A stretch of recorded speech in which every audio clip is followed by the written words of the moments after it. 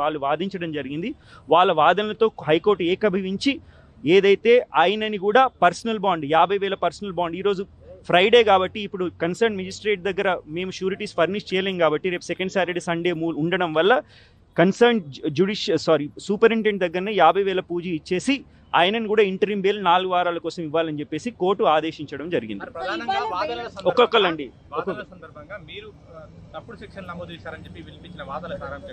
సారాంశం ఏంటంటే ఇప్పుడు ఏదైతే సంఘటన జరిగిందో ఆ సంఘటనలో కొత్త బిఎన్ఎస్ సెక్షన్ చట్టం ప్రకారం సెక్షన్ 105 వేశారు. అది culpable homicide not amounting to murder.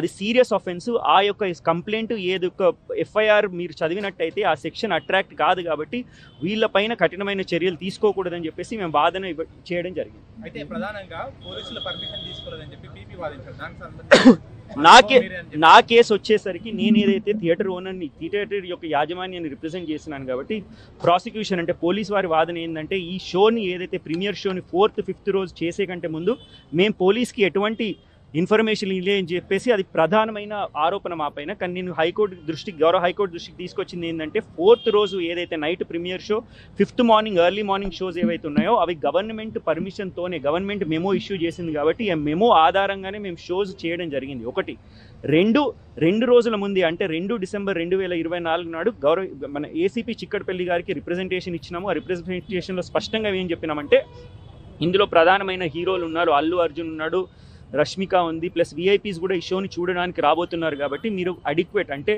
సిబ్బందిని మీరు ప్రొవైడ్ చేయాలని చెప్పేసి మేము రిప్రజెంటేషన్ ఇచ్చినాము. ఆ రిప్రజెంటేషన్ ఏసీపీ గారు కూడా అక్నాలెడ్జ్ చేస్తున్నారు. అర్నబ్ గోస్వామి వర్సెస్ మహారాష్ట్ర జడ్జిమెంట్ ఏం చెప్తుందో అర్నబ్ ఇప్పుడు ఏంది అంటే లీగలిస్టికలీ స్పీకింగ్ ఒక్కసారి అరెస్ట్ అయిన తర్వాత ఈ క్వాష్ పిటిషన్ చెల్లదు, మళ్ళీ ఫ్రెష్గా కన్సర్న్ కోర్టులో బెయిల్ వేసుకోవాలని చెప్పేసి ప్రాసిక్యూషన్ యొక్క వాదన. మా వాదన ఏంటంటే హైకోర్టు సుప్రీంకోర్టు జడ్జిమెంట్స్ ఉన్నాయి, ఒక వ్యక్తి అరెస్ట్ అయిన తర్వాత కూడా క్వాష్ పిటిషన్లో కూడా ఇంటరిమ్ బెయిల్ తీసుకోవచ్చు అని చెప్పేసి సుప్రీంకోర్టు చెప్పడం జరిగింది.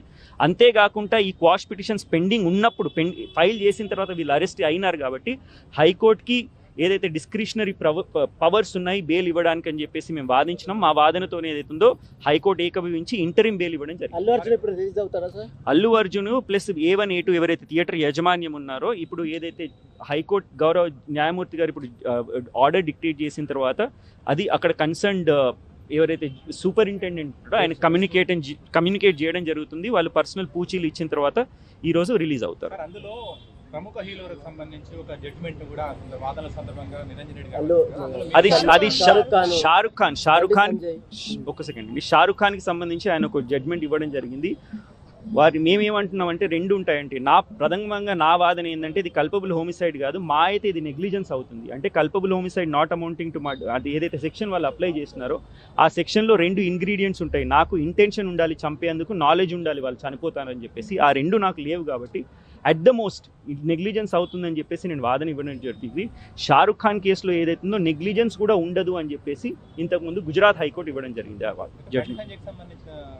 అవన్నీ బండి సంజయ్ కూడా వాళ్ళు ప్రాసిక్యూషన్ అని చెప్పినారు వాళ్ళ తరఫు నుంచి. ఇది వేరే కేసు ఉంది, బండి సంజయ్ కేసు అని చెప్పినారు. హైకోర్టు బేసికలీ ఏంటంటే అర్నబ్ గోస్వామి కేసు యొక్క ప్రిన్సిపల్ని చేసుకుంటూ మోస్ట్ ఇంపార్టెంట్ ఈ క్వాష్ పిటిషన్ ఎప్పుడు వస్తాం మేము హైకోర్టుకి. క్వాష్ పిటిషన్ అంటే ఒక ఎఫ్ఐఆర్ కంప్లైంట్లో కానీ మనం ఆరోపణలు చదివినట్టయితే కేసు లేదు అని చెప్తేనే హైకోర్టు క్వాష్ చేస్తుంది. ఈ కేసులో ఏదైతే సెక్షన్స్ పెట్టినారో కఠినమైన సెక్షన్స్ పెట్టినారో ఆ సెక్షన్స్ ఏదైతుందో ఈ కేసుకి సరైన అంటే ఈ సెక్షన్ అట్రాక్ట్ కాదని మేము వాదన ఇచ్చినాము. ప్రైమా ఫేసే అంటే అది ఫస్ట్ ఇన్సెన్స్ హైకోర్టు ఏకీభవించింది. 2 వారాల తర్వాత ఏదైతుందో మళ్ళీ కేసుని వాయిదా వేయడం జరిగింది.